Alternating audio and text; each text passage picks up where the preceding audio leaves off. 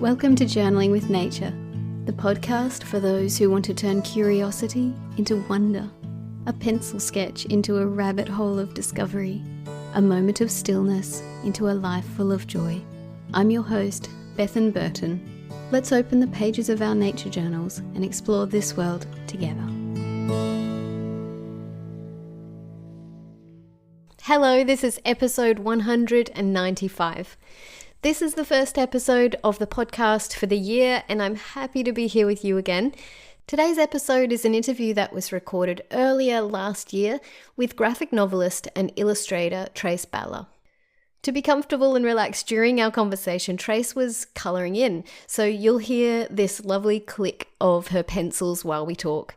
The colouring in pages that she's using are ones that she's created herself after an adventure in the Tarkine in Lutruwita, Tasmania, and they can be downloaded from her website, which I did with my son last night, and you can colour them in yourself. You could even be colouring them in while you're listening to this episode. Trace's work is very much steeped in the local, paying close attention to where she is and using stories as a way of connecting people with the local, with nature and community. The characters in Trace's books notice nature and this care and attention towards the little things like the sound of animals or the sensory experiences of the characters or the relationships between people and place are very much in line with keeping a nature journal. In fact, Trace's graphic novels feel very much like nature journals in themselves, and some of the characters keep nature journals. And Trace's own nature journaling practice is intertwined with the writing of the graphic novels, and she'll explain more about this during our conversation. Let's listen.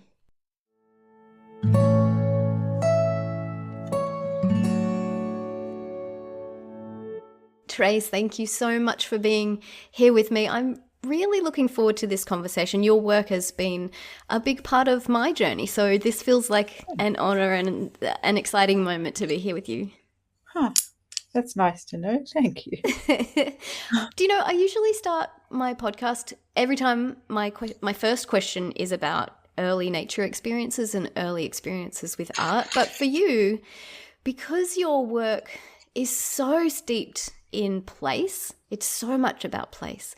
I want to start by talking about your place in this world. You're in Djaara Country in central Victoria, and I'd just love to hear you describe your place and your connection with place.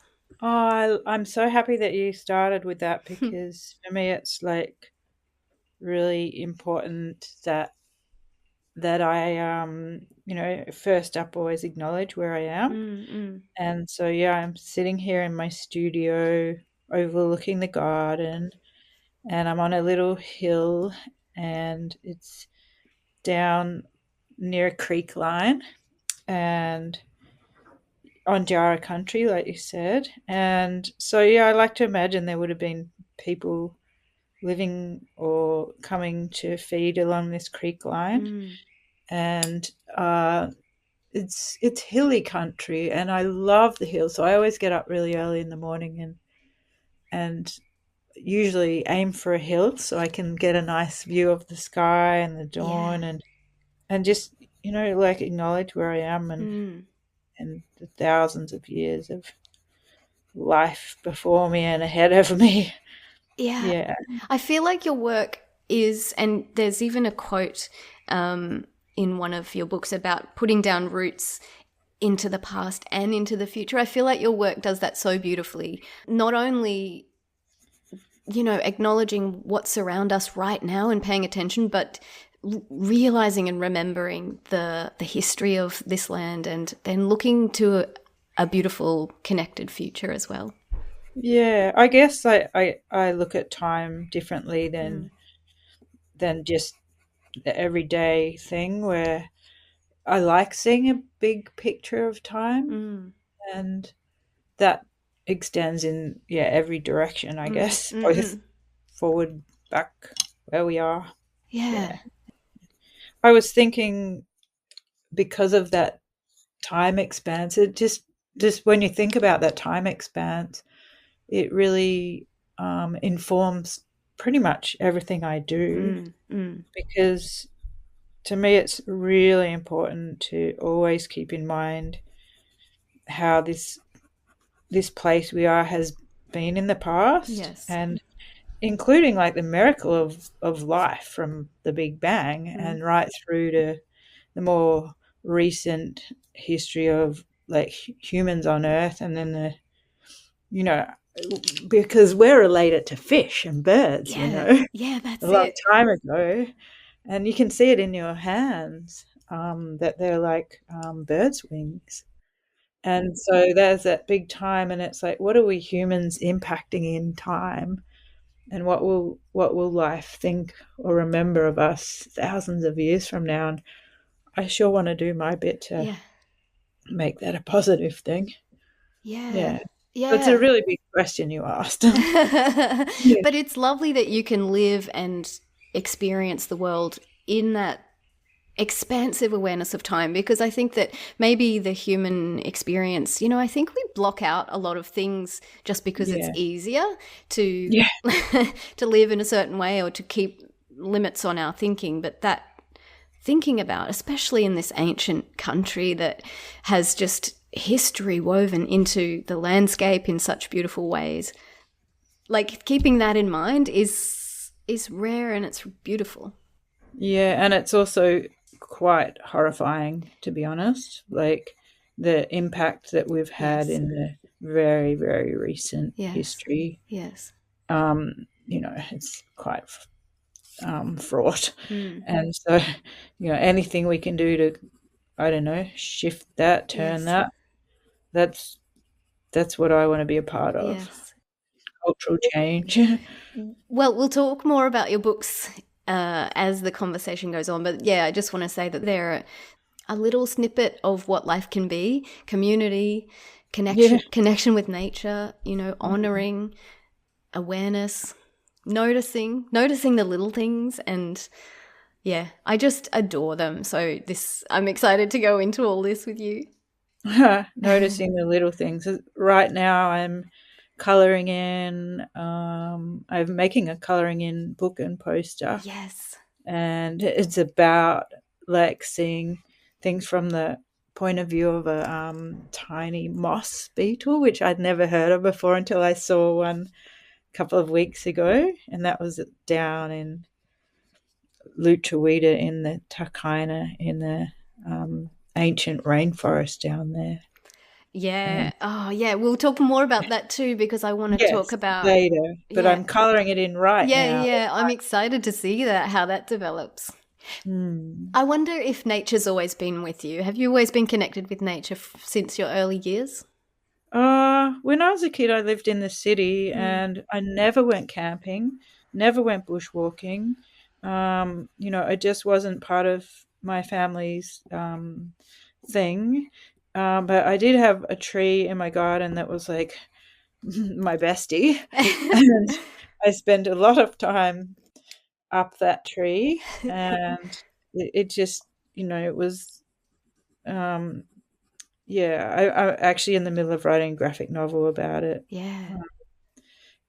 Because it gradually my life changed as I became more connected. Just keeps changing. I'm wondering about nature journaling and whether coming to nature journaling was part of that connection with nature. How did you come to nature journaling? Yeah, probably. I mean, I was always drawing when I was little. And so I was, the drawing came first. And I think just, as I've kind of expanded my life and traveled more and stuff, I've always had journals, and the journals are a mixture of words and pictures. So as I've come closer to connection with where I am in the outdoors, then it's just naturally evolved. Yeah. Do you feel like the nature journaling helps you make that connection, especially in a new place? Do you feel like putting down the words and pictures helps you to understand and get connected with that place? Yeah, exactly what I'm drawing right now. It's like I got to this rainforest down in Luchawida, and I was so gobsmacked by the like richness of life on that forest floor that I just started to draw it. And the more I looked, the more I saw, and the more I saw, the more I appreciated. Yeah. The more questions I had, and the more love I had. And yeah, it's like that. That's it. And the growing love is something that I talk a lot about, that you just fall more and more in love when you pay attention, when you notice, when you start to feel connected with the wonders of wherever it is. Because even if it's in your suburban backyard, there's so much to see. Exactly. And there's something that I really love about when you start to draw. It's sort of like a two-way thing, because if you draw, you look more, and then you start to learn about it. So, for example, if I see on one plant, I might see all different stages of the life cycle of, I don't know, from flowering to fruiting or something. And then I start to understand it. And then if I'm lucky at something edible, I will start to know what I can eat and what I can use, things like that. But I also love to draw maps. So that's another way of... I've seen you talk about walking maps. Can you describe the experience of doing a walking map? Well, yeah, walking map or a story map. Story map, yeah, that's a nice way to say it. Me, well, here's an example. I was canoeing down a river and we stopped somewhere for a night, and a little koala came running down one tree and across the ground and up the next tree. Oh. And so on the map that I did of all the places that we camped in, that was named Running Koala on the map. Yes. And that's a story from me. And then in another spot along that river, I saw a wallaby swim across. So I call that bit on the map Swimming Wallaby. So everywhere on the map has stories that are connected to place and to me or my experience, and some of them might be like, shared experiences with plenty of other people. So much excitement, like being on the forest floor, it's everywhere. Oh yeah. And do you know what I love, and I know that you experience this too, is that when you look back at your journal pages, those experiences of the koala and the wallaby and your time with friends and your time connecting, all those experiences just bounce off the page back into your heart. Isn't that an amazing experience? Yeah, sometimes I call it taking a picture, like someone would take a photo. Yes. Because when you show people the pictures, it definitely does that for me. And it also, like, I can, there's a thing about maps. If you want to show someone about where you've been and then you start showing them on a map, then the stories come out as you're showing them out. Yeah.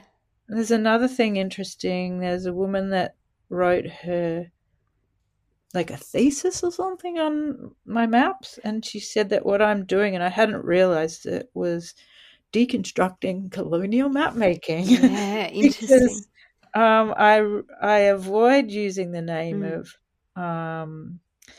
things like where I live. There's a mountain over there that is called Lianganuk Banyul, and that's the local Djaara name, but it's known here as Mount Alexander. Now, Alexander was a Macedonian emperor.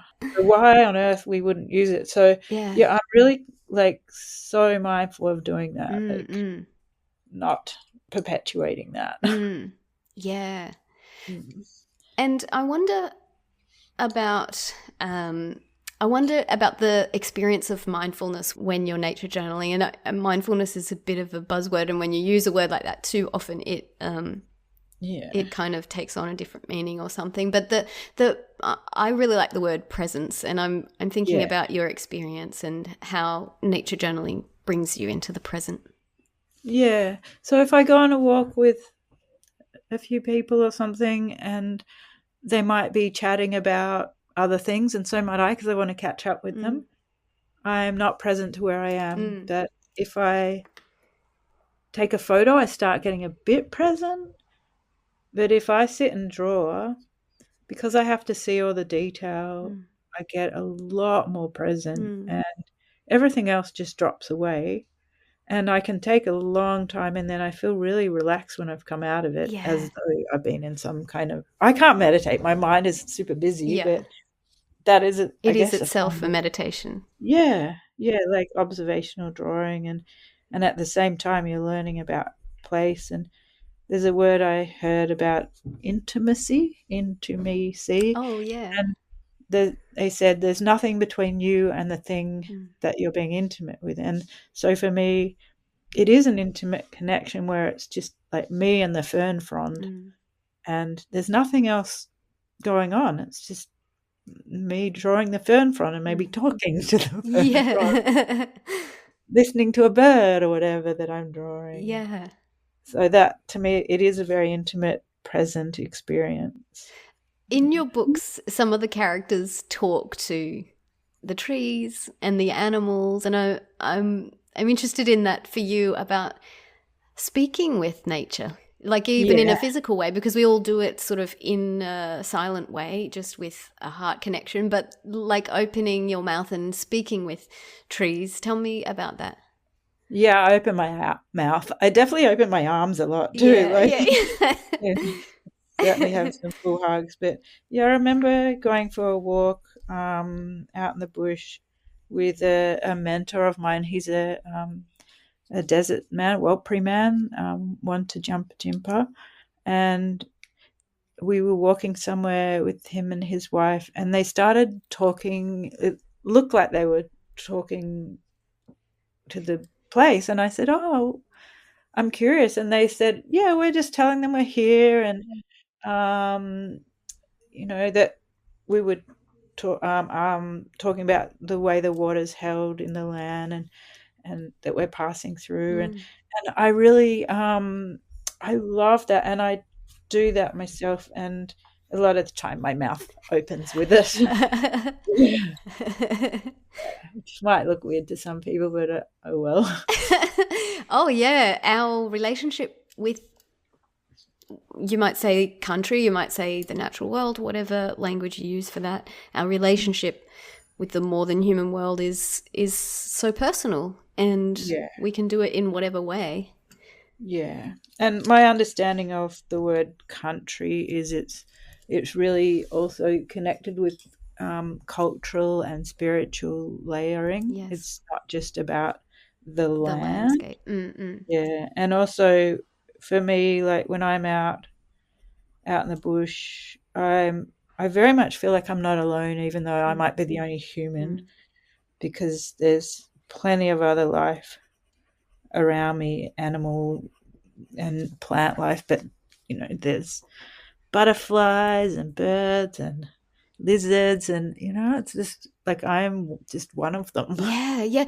I've thought a lot about this actually, especially kind of my thinking around this started when the COVID lockdowns were on, and I was thinking like there's this absolute, there was the pandemic, but there was this absolute epidemic of loneliness as well, and everyone sort of separated.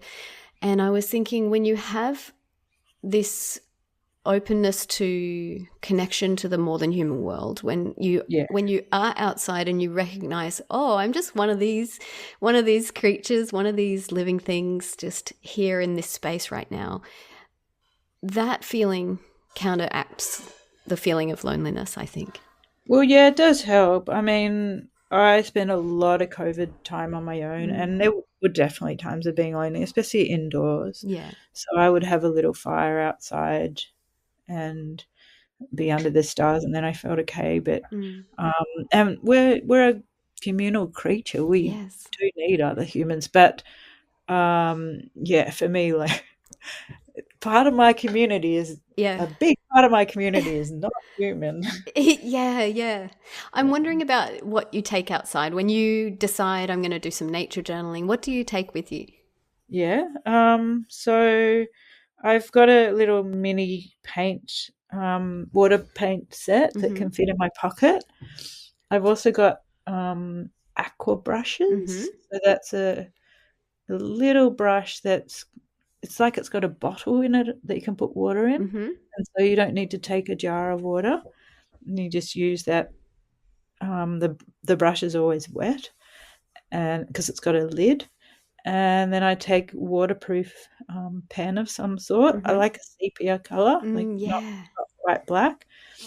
And I take some sort of grey lead and then just a little sketchbook. And the whole lot could fit in 2 pockets or a bigger book sometimes. But yeah, I like to keep it pretty small. Like I've also got a really great little magnifying glass. Yeah, I was going to ask you about times. that. 20 times. That's so good. Yeah, it's a jeweler's magnifying glass, and I can hang it around my neck and just go around and, marvel at the muscles. Tell me about what the magnifying glass brings to you. It kind of opens up a new world, doesn't it?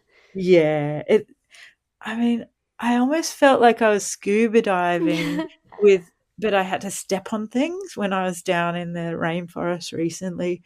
It's like every single thing's so incredible, like where you're going to put your foot, especially once you get that magnifying glass out and you're seeing from a different point of view than our normal human eye can see. Yeah. It's like binoculars or telescopes. They'll do the same thing in that as well. I think the magnifying tools are so useful with connecting kids with wonder as well, because it just like makes them excited, makes them engaged. It feels a bit like being a detective. Yeah, they love it. Yeah. And these ones are great because you can put them around your neck and then you don't lose them. Yeah. So you describe yourself as a story catcher, and I love this phrasing. I think it's really evocative, and I would love to hear you describe what being a story catcher means to you. Well, I call myself a story catcher and a story hatcher. I love that. So it's like I can catch a story and then I can maybe like change it a little bit. Yeah. Like by hatching it and maybe stretching it. And so, for example, the first book I had published called River Time, that was really a story of myself and my partner at the time going on a canoe trip. And I'd done my journals there, like with heaps of drawings and just little things that happened on that trip. And then, so that was catching the story in the journals. And then I decided to make it into a children's graphic novel about that 10-day canoe trip because it was really life-changing. Yeah, I bet. And so I changed bits of it. So, for example, it wasn't about a man and a woman going on a canoe. It was about a boy and his uncle. So I have hatched it. I've changed it. And instead of going to look at a board which had stuff about the local Gunditj Mara and Boandik people, I went and talked to a lot of elders and spent a lot of time working out how to do it properly with them, how I could represent some local First Nations people in the story. So I'd call that the hatching stage and the catching. So I was asking them what would be good to put in there and then sort of concocting it. So, And storytelling is so much a part of human, what it is to be human, I think. Yeah. Not only with our relationship with each other, because you share stories with each other, but it is also, it helps make that connection with our environment, I think.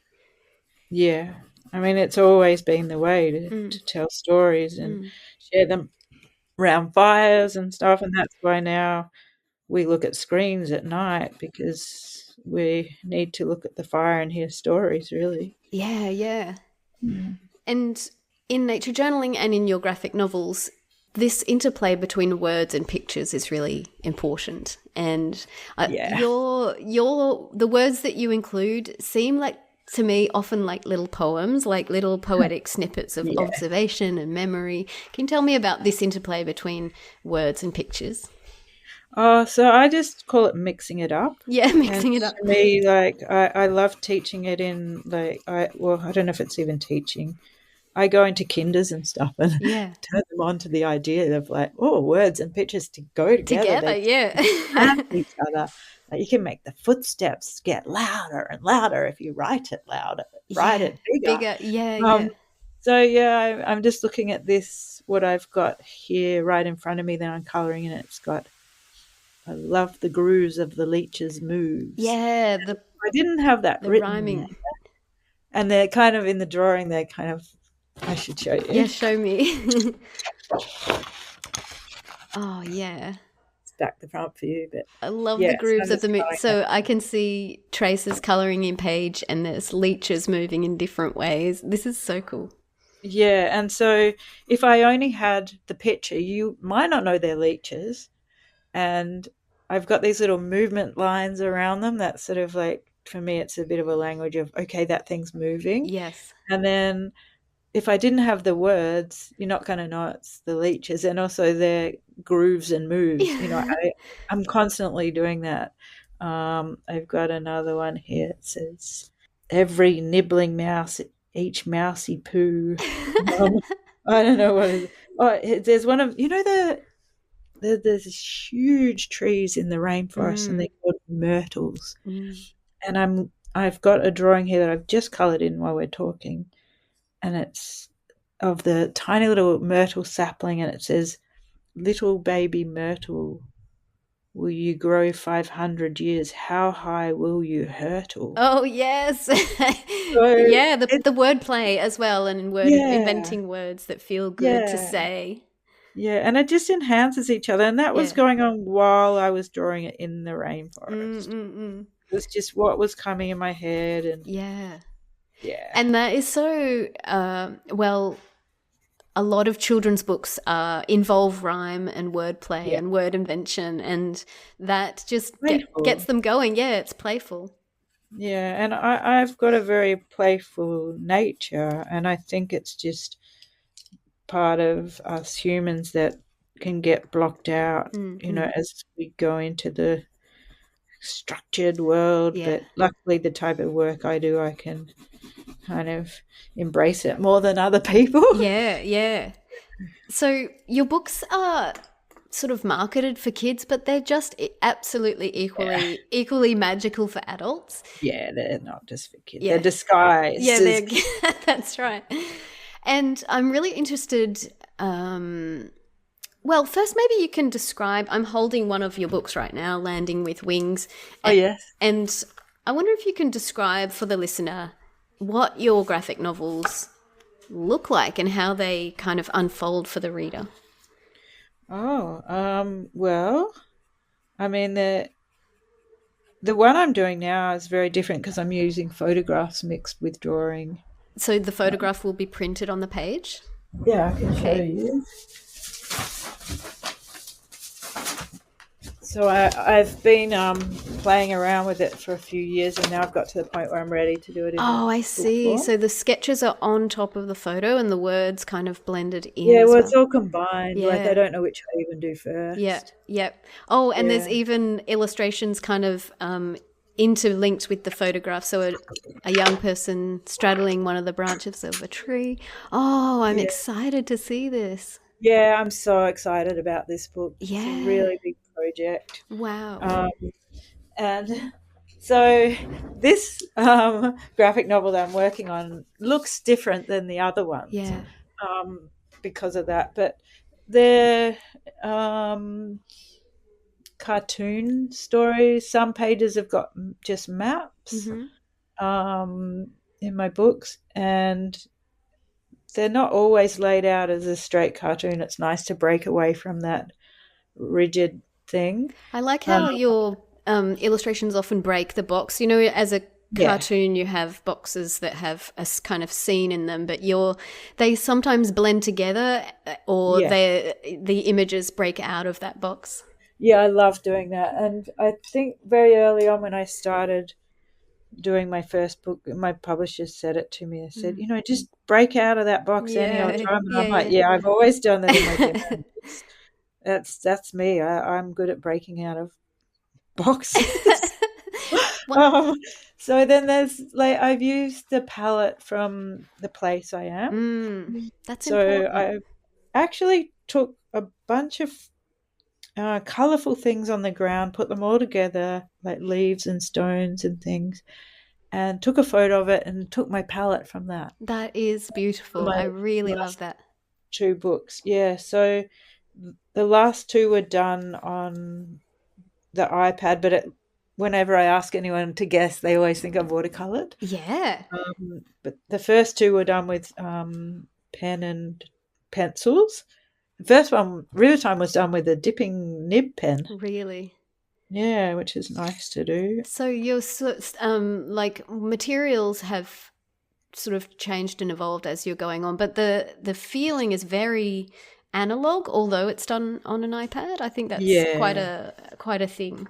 Well, what happened was I was getting my work translated into other languages, and it was really hard for them to do that because the pictures have got words all over them.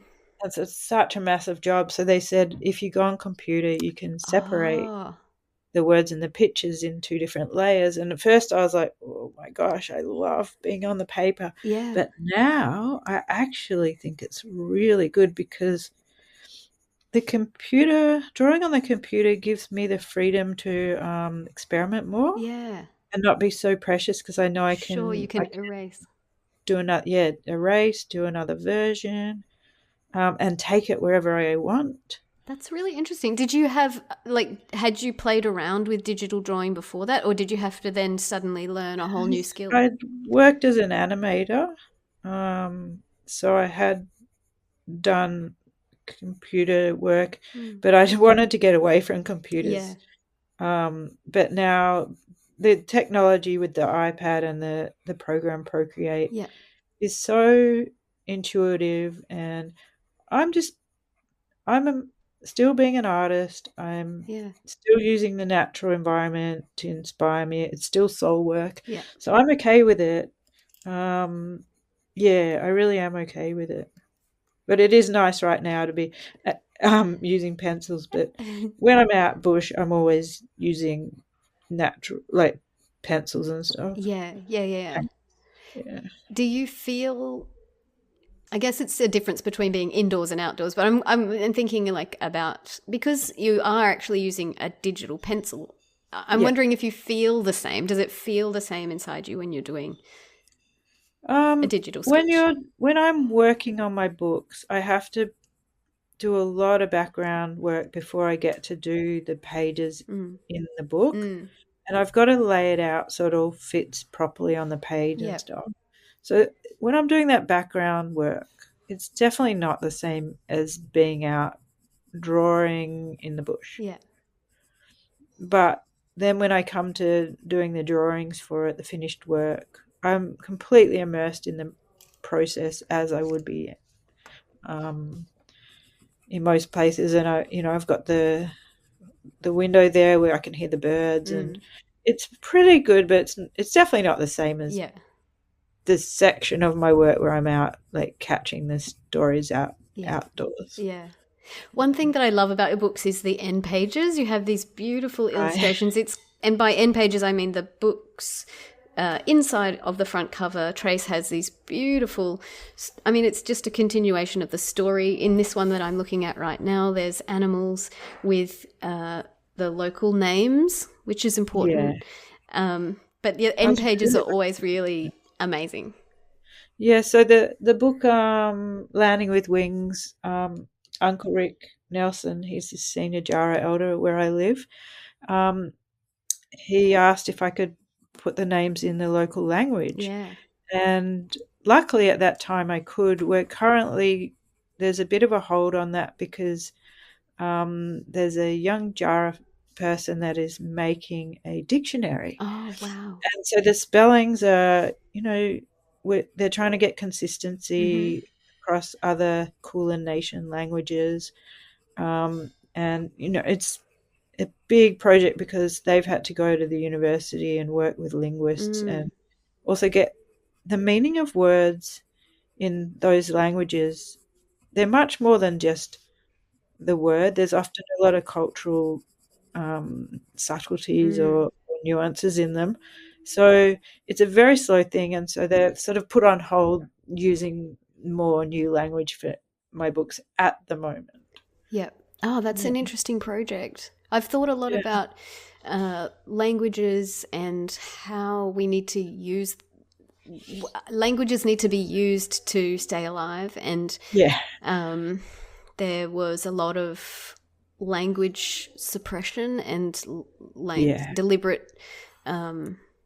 deliberate suppression cultural suppression of language in Australia, which has been devastating. But it's amazing to see projects that are deliberately fostering and reviving those. Yeah. So one of those projects I've just been working on, and it might be out by the time this podcast comes on, is in our local park. We're going to have a map of local cultural sites. Yeah, wow. And I worked on that map with Uncle Rick Nelson. And yeah, it's got small amounts of language on there. And it's showing some scar trees and grinding grooves and things like that. Just to put that on the map in the middle of town, it's such a humble honor to be doing that with him and, reviving these things. I wonder about your nature journal and how it interplays with your graphic novels. Like, do you do the things that are captured in your nature journal then sort of make their way to your novels? Tell me about that. Definitely. Sometimes they come out in very similar ways, or I might purposefully go out and draw those things. Yeah. Like Landing with Wings, it featured different wattles. Yes. Oh, I'm in love with wattles. Yeah, and it was so great. I didn't know about all the different wattles, but I had this little guide pocketbook, and I spent that year learning the different wattles by going out with the little pocketbook. And then that's what happens in the story. The character, she draws the wattles in her journal. Yeah. So that was very much from that. But then other things, it was in rock hopping. There's a scene in there where they go swimming underwater. Now, that scene was actually from me. I'd just been swimming underwater up in Northern Australia in the land of, I can't remember which area it was, but I'd been swimming underwater and I'd done these beautiful drawings, and I used those as like inspiration for the drawings, very much like the drawings in the book. So they're from a different place. I can't even tell you how thrilled I was to pick up this book, Landing with Wings, and then see Miri, the character, nature journaling. It was just like, it was so thrilling. Yeah. And I mean, the whole graphic novel and your other books are very much like nature journals themselves, because even on the pages that the character isn't nature journaling, you've got words and pictures, you're describing and naming nature. So your novels are very much nature journals in themselves, but to see Miri out there with her nature journal was such a thrill. Yeah, I actually wanted it even more, but we had to make it more of a storyline so that people would stay engaged and want to turn the page. I just got immersed in this one because it is about her finding her place, because in the start of the story she's coming to a new place and she's meeting people, she's meeting the plants and animals in her backyard and a bit further afield, and that idea that we come to know a place, and we can do that through nature journaling, we can do that through connecting with others and sharing. It was happening to me at the time. Tell me about that. Well, my son and I had moved from the city up to the area we're in now in Djaara Country, and there's a scene in there where she's gone to the new school and she doesn't know anyone. She talks to the horse across the fence. That was my boy. Yeah, amazing. Yeah, there was a horse there, and he could always go and talk to that horse. And it was us gradually getting connected with the place and the First Nations side of being connected to this place, and the plants. And there's a plant in that book, or maybe it's in the second one. Oh yeah, the Ballantinia. So that plant, it's the only place it grows in the whole world. Oh wow. Let alone the whole universe. And that's where it belongs. And I remember this ecologist friend of mine, I'd said to some ecologist friends, can you think of anything that would be really interesting to put in there? And they said, what about the Ballantinia? Oh yeah. Anyway, he did me a mud map of where to find it up on the mountain, and I was so impressed that I actually found. You found it? Was it a thrill to see it? it was such a thrill. And, I had to wait till the right time of year.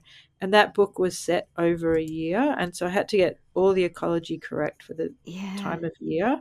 And it just happened to be at the right time in the story. And it was just like, snap. Works so well.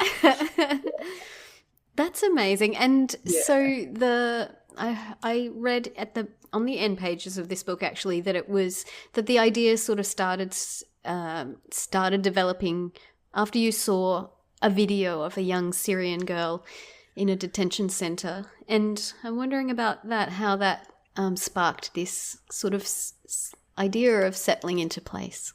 Yeah, I just really had her in my heart while I was making that book because it could partly be because my father also came here as from fleeing the war in Europe, in war-torn Europe. He's from Hungary, is that right? Yeah, he's from Hungary.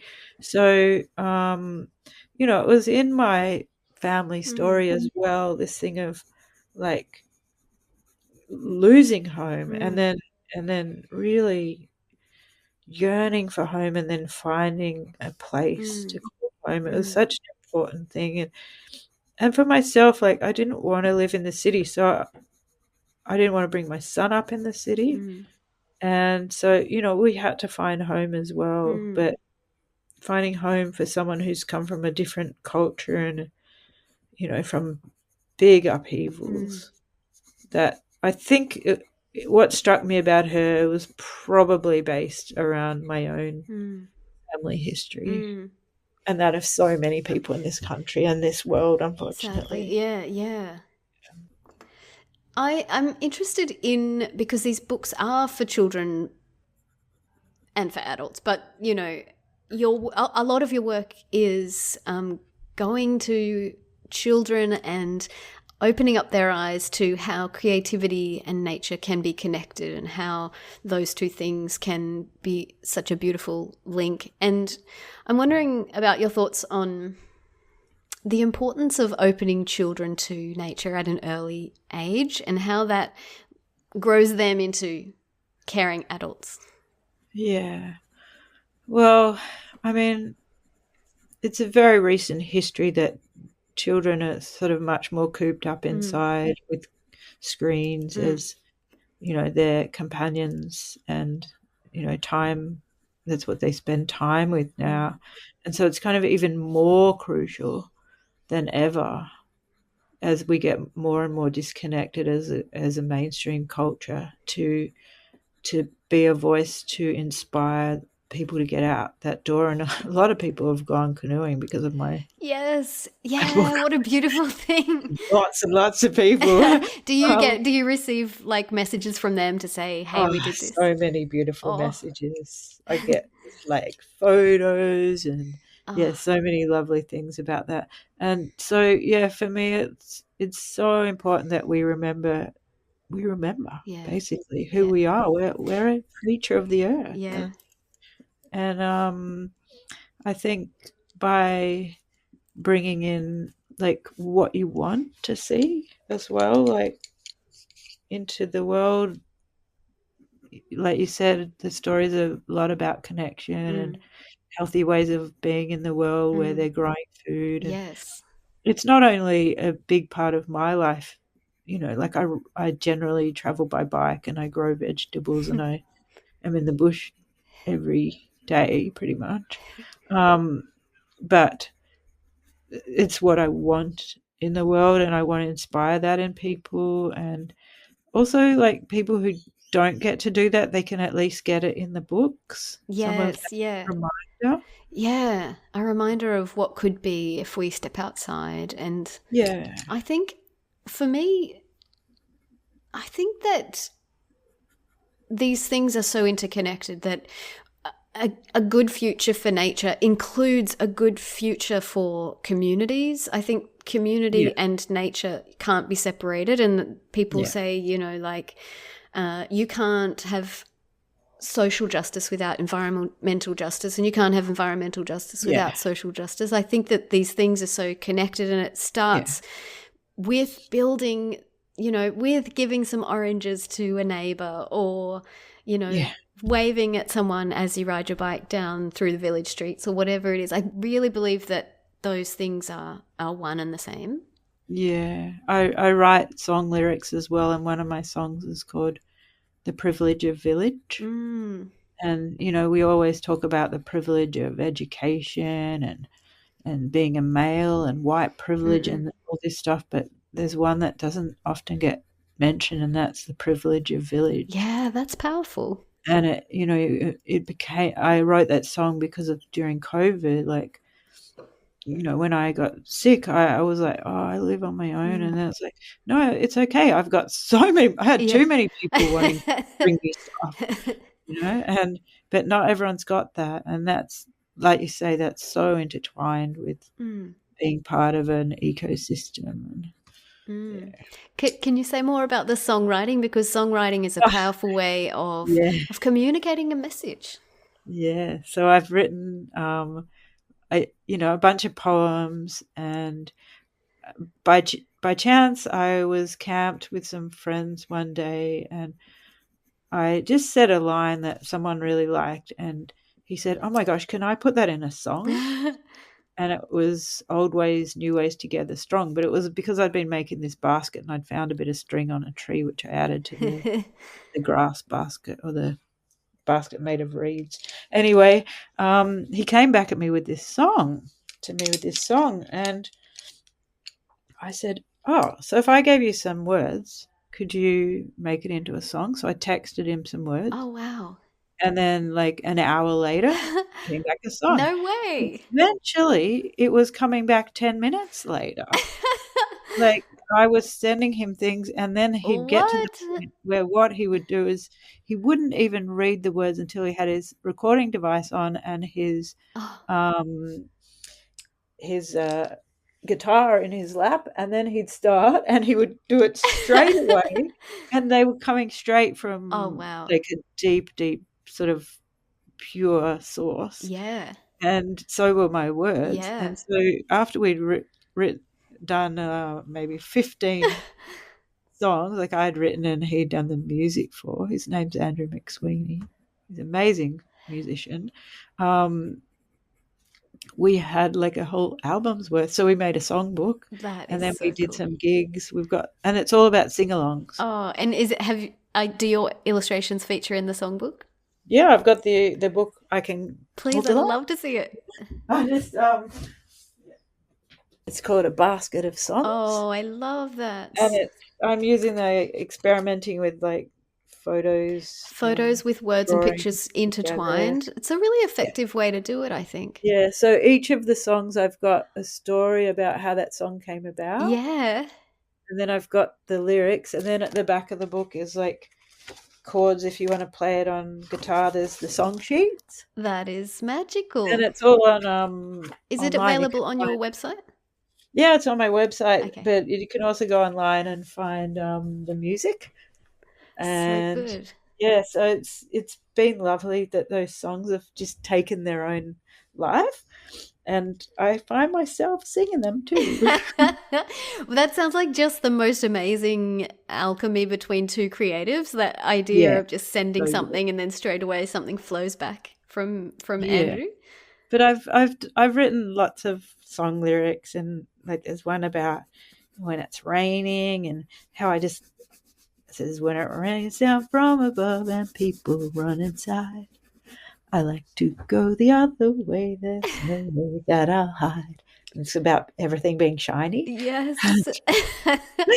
And sometimes I find that happening in real life. I'm like, oh my God, I'll just start singing that song because I'm in the middle of it. There's just so much joy about the way you relate to the world, and that just comes through in your creative works, not only the books, but your music and just everything that you offer the world feels like it's generated from joy. Well, there's grief as well. Yeah. There's a lot of grief, like climate grief. Yeah. How do you process that? What do you do with it? I had a really big sob in the rainforest. Yeah. I said I just have to step aside, and because if you hold it all in, then you can sort of, I don't know, maybe get depressed. But because I'm taking action by the work I do as a voice for, I wrote about how the spotted quoll can't vote, the butterfly can't vote, the mosses can't vote, so we need to vote for them. I wrote that in last week. We've just had the election. So I'm like, let's think so I guess it's part of it for me. It's like try and think of positive ways. Yeah, let's talk a little about art as a form of activism, because you mentioned that you'd been down south on Lucha Vida and with a bunch of creatives. I'd love to hear more about that.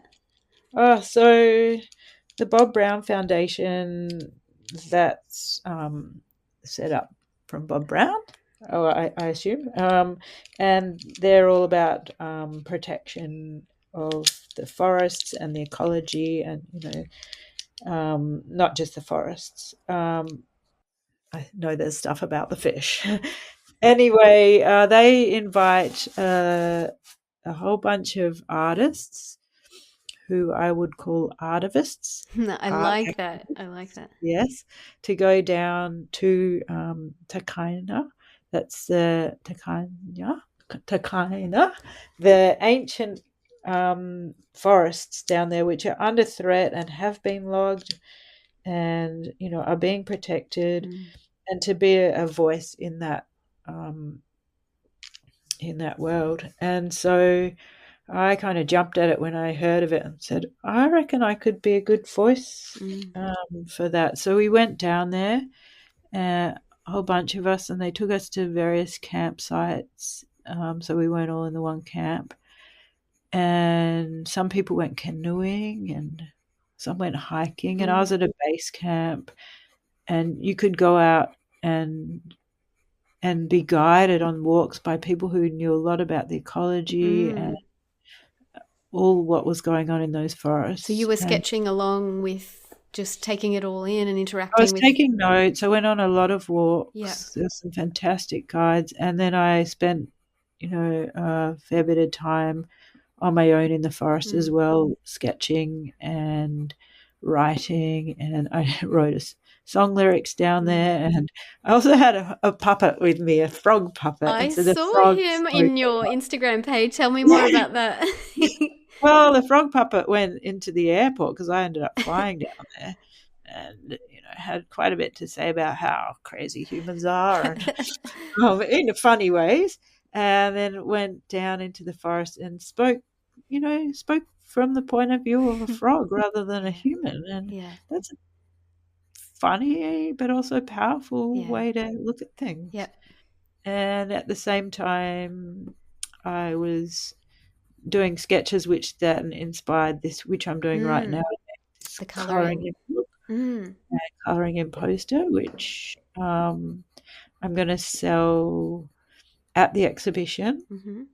They have a big exhibition in June, but I'll have stuff on my website, and I'm also going to sell things locally from that as well. But yeah, I think just checking my website is going to be the way. Yes, I'll leave links to where people can access your work online.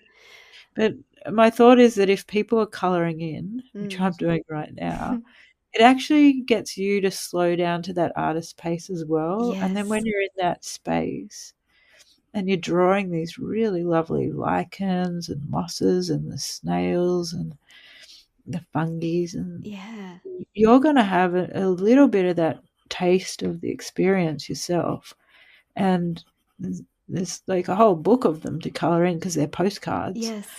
And so you can maybe while you're doing it be inspired to think, well, what can I do to help this cause? That's a beautiful thing that someone, it's like a very calming, simple, easy, interactive way of making that connection and, like you say, slowing down. I remember it's mindfulness. Yeah, it's mindfulness. I'll show you what I'm doing. It's looking quite nice. Oh, the little quoll, the spotted tail quoll on a roll. I like it. Yeah, there's these little lichens, and there's fond of the ferns. Oh, wow. Did you have your magnifying glass with you when you were down there. Oh, yeah. I was down with the muscles. I can't wait to see this and to do some colouring on it. When I was in hospital with my son recently, that's a heightened sort of stress situation, but I found colouring really a really soothing way to be in that space. That's right, and it's definitely not just for kids. I mean, now it's become a much more of adult colouring. Have realised, hey, this isn't just for kids. And I'm like, I get to do this for my job. I've got to colour in multiple books on it, entire books. I love that your publisher, gets this out into the mainstream, because Allen and Unwin is a major publisher, and their books, can be found in bookstores everywhere and libraries, and it just makes this way of connecting with the natural world so accessible to everyone. Yeah. How did you come to this relationship? Sorry, this one I'm self-publishing. Yeah, okay. Oh, sorry, what was the question? I'm wondering how you came to your relationship with Allen and Unwin. Did they find you just doing your thing and say, let's make this happen? No, it's a nice story. I had just been on the river for the Bocara, which is the Glenelg River. Yeah. And on that canoe trip. And a friend sent me an email and said, there's some funding for developing children's books. Anyway, I thought, I could make that a story about the boy and the uncle. Yeah. So I applied for the funding and I got it. Yeah, and great. So I had this funding to develop a children's book as a graphic novel. Yeah. And I'd never made a graphic novel. What did you do? How did you pull it all together? So what happened was, there was a fella called Bernard Callio, and he was giving a comic masterclass at the Wood End Winter Arts Festival. And I thought, oh my gosh, I've got to go. I can ask him. So I went along to this comic masterclass, and I was the only person who showed up. Oh, wow. So you got one-on-one attention. So I said to him, oh my gosh, can I just take you out for lunch and quiz you on it? Because I need to ask questions. And so I took him out for lunch, and I showed him, my journals and my ideas that I'd put in the pitch to get the funding. Yeah. And he just said straight away, oh, wow, I have to introduce you to Erica Wagner, who was then the head of the children's publishing at Allen and Unwin. Oh, wow. And he worked very closely with her on graphic novels in another domain. And so Erica was working... she'd gone up to the Bendigo Writers Festival, and she said, yeah, just come and meet me at the festival. We'll go and have a cup of tea. Yeah. And so I dug under my bed, and I made so many lovely journals, and I'd made lots of little books for my son. Oh. And I took them along, as well as the things I had been developing for this, early stages of this book. Yeah. And I sat there in this cafe, and I pulled out all these things, a whole bag full of tricks. And she just went straight away. She recognized it. She goes, you know how to make books. And we don't actually just look for people for one book. We look for people for a career. Wow. And I can see that you've got it in you. Yeah. So she recognized what I didn't know. And that was because I just had always thought, you just try for one book. But she was like, it's for publishers, it's a thing about an investment. Investing, yeah. Because people like a favorite author, then they keep going back to them. Yeah. So when my second book came out, there's always a big pressure that the first one might just be a one-hit wonder sort of thing. But the second book was actually even one bigger. Children's book Yeah. of the year. So, it did well. And so then it was like, okay, we're on a bit of a roll here. They just, you don't necessarily get to do another book. You have to come up with the goods every time. So you have to pitch every book that you do. You have to have an idea. And so I've given them other ideas that they've gone, keep going, tell us something else.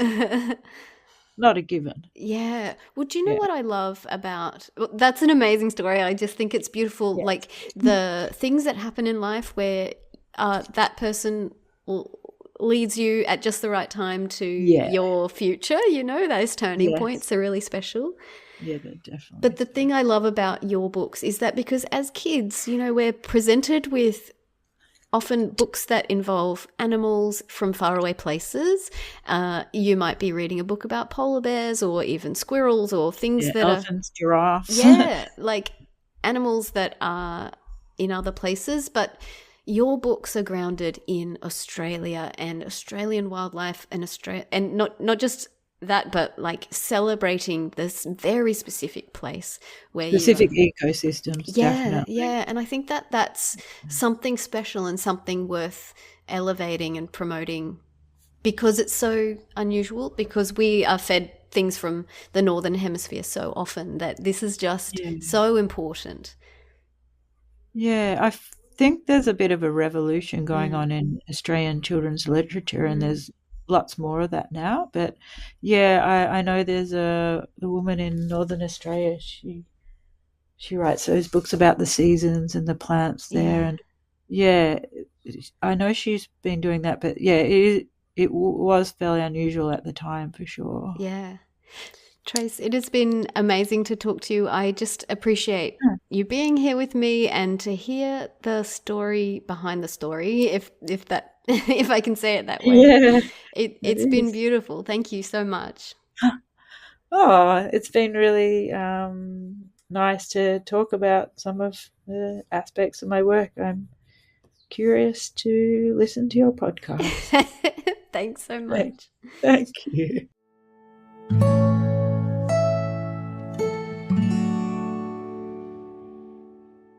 I hope you enjoyed this conversation with Trace. Her graphic novels are such a delight to snuggle up with somewhere with a cup of tea and just fall into the stories and the places they bring to life. Although the stories are all different, there's always this thread, which is the connection with nature and community, as well as a deep respect and acknowledgement that here in Australia we live on Aboriginal land. Trace has a new book out in March, which is called Tree Shape, and it's the book she talked about working on during our conversation, which interweaves photos and illustrations and tells the story of her personal, formative, guiding experiences that led her to develop this lifelong connection with nature and commitment to environmental care. You can pre-order the book now, and I've left a link to where you can do that in the show notes for this episode. Thanks so much for listening. See you next time.